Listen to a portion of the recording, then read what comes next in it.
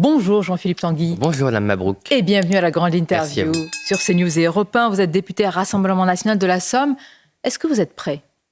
Oui, nous sommes prêts à exercer notre responsabilité qui est de protéger les Français, même quand c'est un choix difficile, même quand évidemment je comprends les angoisses, les inquiétudes de certaines personnes qui voient le gouvernement devoir démissionner si la censure est votée. Mais notre devoir, c'est de dire aux Françaises et aux Français que le budget que proposait Michel Barnier était dangereux et toxique pour la France. Il ne respectait pas les lignes rouges que le Premier ministre avait lui-même fixées, à savoir rétablir les comptes. Les comptes ne sont pas rétablis avec ce budget. On est déjà dans un dérapage encore de 12 milliards d'euros sur ce qui était promis. Et surtout, il n'y a aucune justice sociale et économique. Nous allons en parler en détail. Est-ce que vous êtes prêt surtout à voter la motion de censure de la gauche et donc le texte de Mme Panot, de M. Bompard et consorts qui vomissent vos idées, votre parti et vos électeurs ? Oui. Oui, je comprends. Vous allez voter une motion de censure qui propose de vous censurer, de censurer vos idées. Pour une raison simple, Madame Mabrouk, c'est qu'en fait, on ne vote pas ce texte. Ce texte, si vous voulez, c'est une espèce d'artifice à côté. Nous votons la censure. Et nous votons seulement la censure par la Constitution. La gauche, évidemment, elle l'a fait aussi avec les retraites. Multiplie les outrances, fait du gros rouge qui tâche pour nous dévier de notre trajectoire d'intérêt national.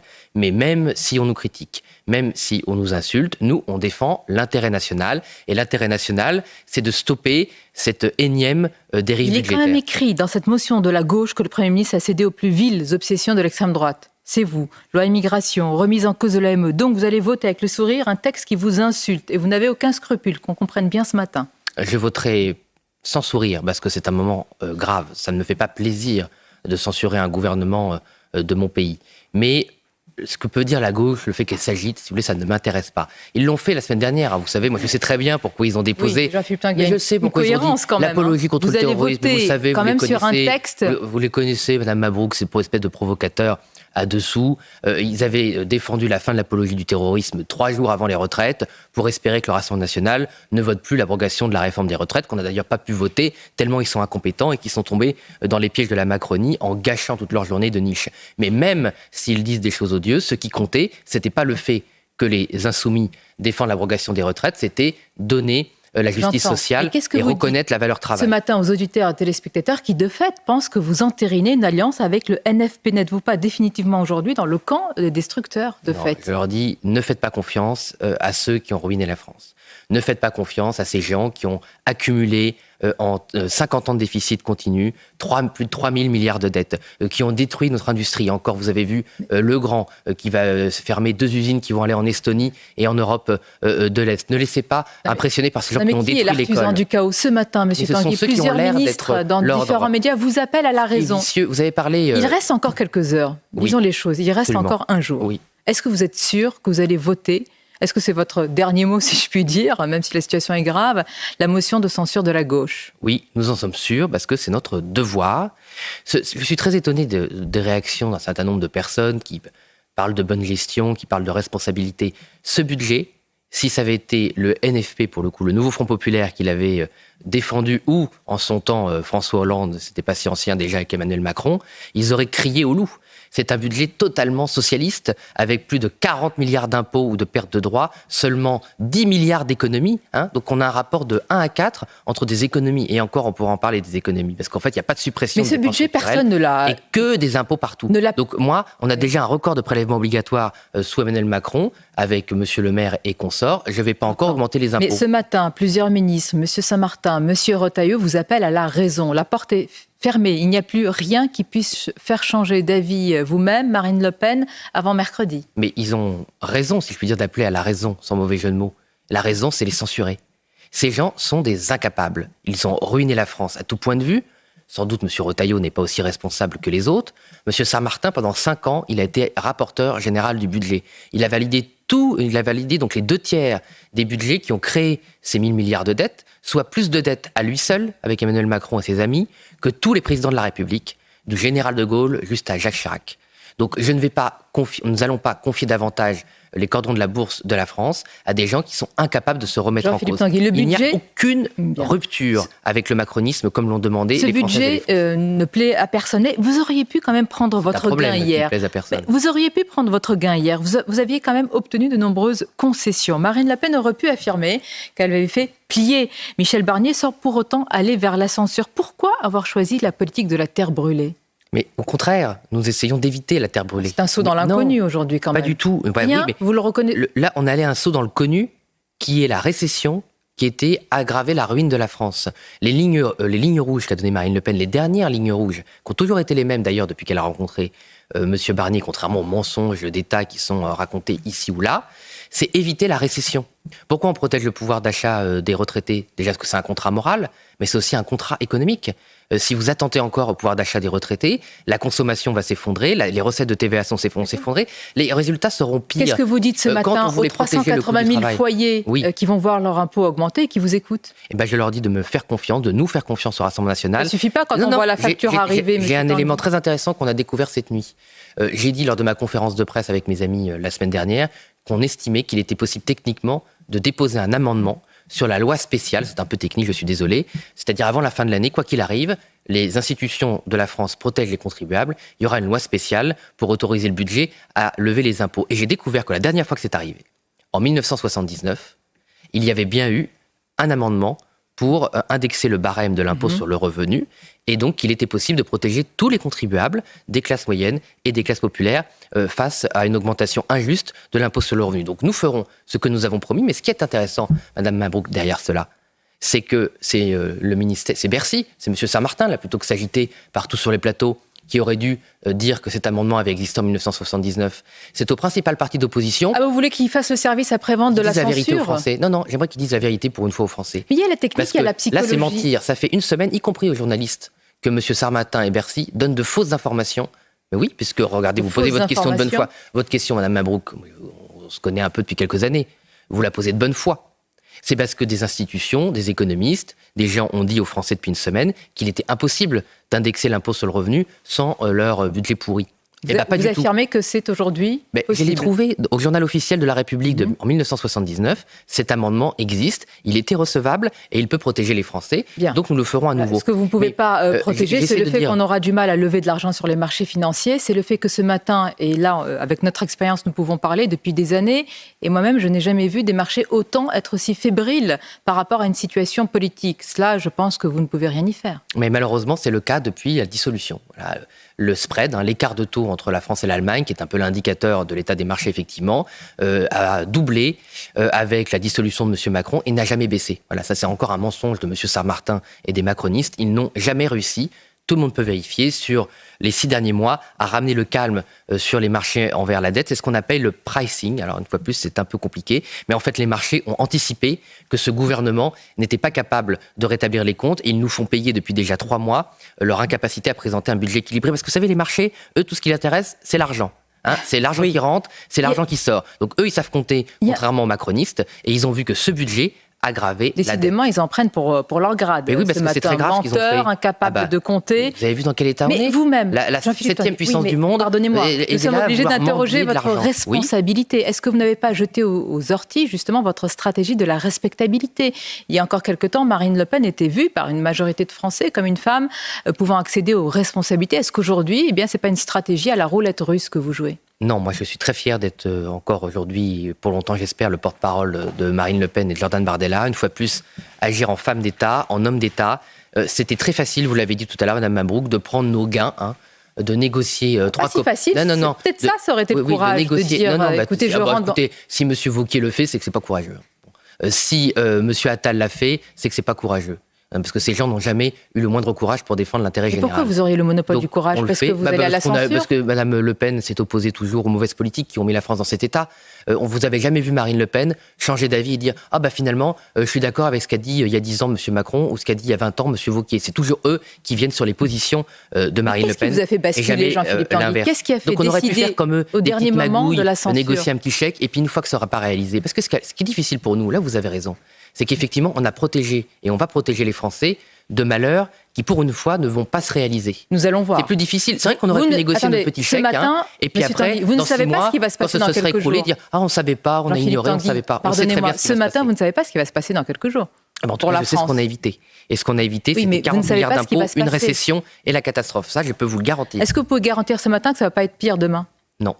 Parce que ça ne peut pas être pire que ce qu'on nous a proposé là. Impossible. Voilà, c'était le musée des horreurs de Bercy. Toutes les vieilles réformes qu'il y avait dans les couloirs de Bercy, dans les tiroirs de Bercy depuis des années, qu'on dénonce à chaque budget, ils ont tout ressorti. Ils ont fait une espèce de Frankenstein sans queue ni tête, dont le seul objectif était de tondre le quelque d'argent que les Français ou les entrepreneurs pouvaient encore avoir derrière eux. Nous, on a proposé un contre-budget avec Marine Le Pen. On a prouvé, et ça n'a été démenti par personne, c'est suffisamment rare qu'on ne soit pas critiqué pour pouvoir le signaler, qu'on pouvait faire 25 milliards d'économies sur les agences, sur le millefeuille territorial, sur les mauvaises dépenses, sur l'immigration, évidemment. Pourquoi pas d'économie ? Pourquoi ils refusent toutes les économies ? Dites-moi, qu'est-ce qui vous a fait basculer ? Est-ce que c'est le manque de considération à l'égard de Marine Le Pen et de ses millions d'électeurs, le procès en mépris que vous faites à Michel Barnier, qui a été résumé par cette formule que je lis, ils veulent de nos voix, mais pas de nos gueules, pardonnez-moi pour l'expression. C'est ça qui a fait décider de la motion de censure ? Oui, parce que c'est un état d'esprit. Nous en sommes là, à de la psychologie ? Mais parce que ça explique tout, malheureusement.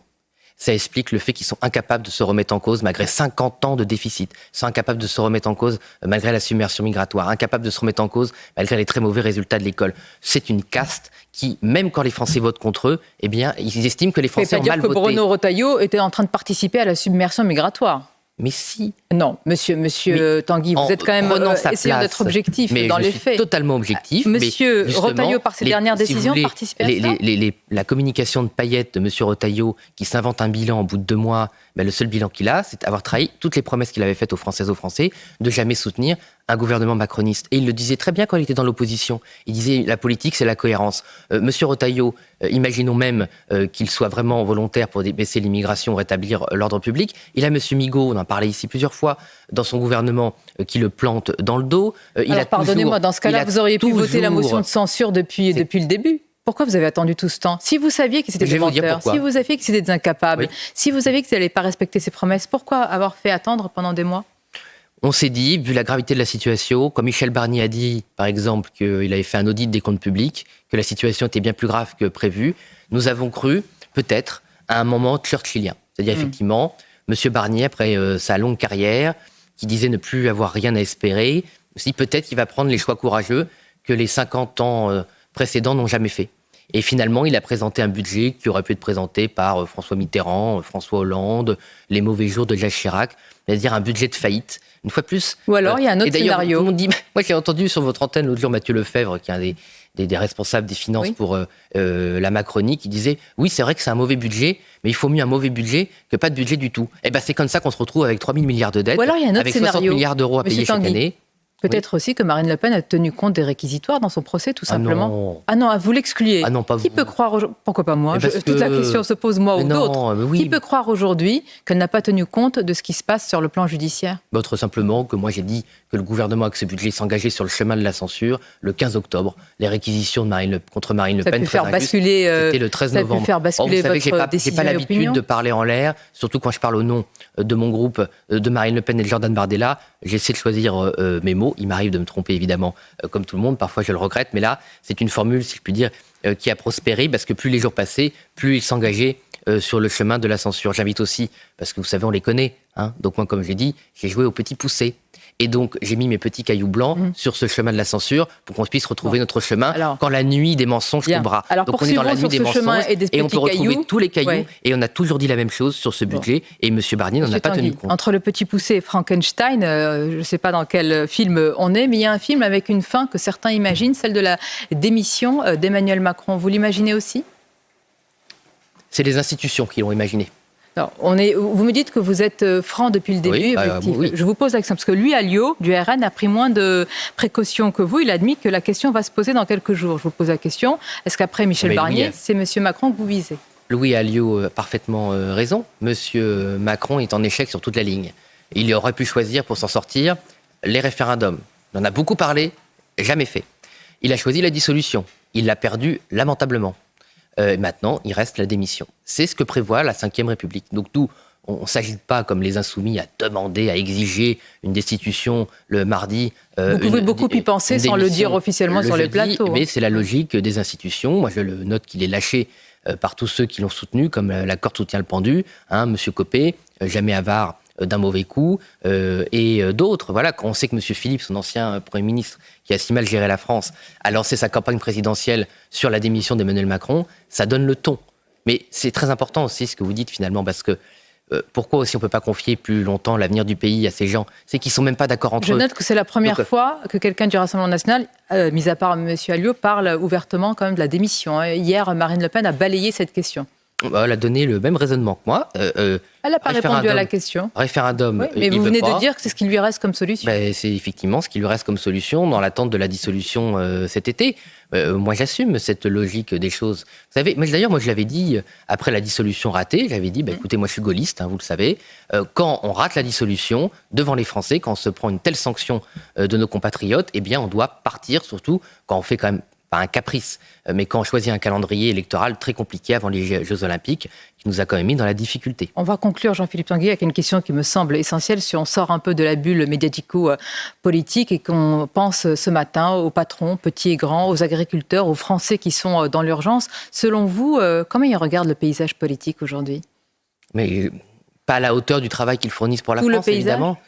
Mais j'espère que nous répondons à leurs attentes, mais moi j'essaie d'être humble. Vous ne le savez pas encore? Mais personne ne le sait. Ceux qui commencent à savoir... L'addition, ce sera dans quelques temps, alors, pour tout le monde. Madame Mabrouk, quand vous avez des responsables, à mes yeux, quand vous avez des responsables politiques qui agissent en pensant, sans se soucier des risques et des doutes, être toujours impeccables, ne jamais se remettre en cause, c'est mauvais signe. Donc moi je ne prétends pas, parce que je suis sur un plateau de télévision, tout savoir et faire tout parfaitement. Je dis qu'on fait au mieux, qu'on respecte des lignes rouges, on respecte des principes.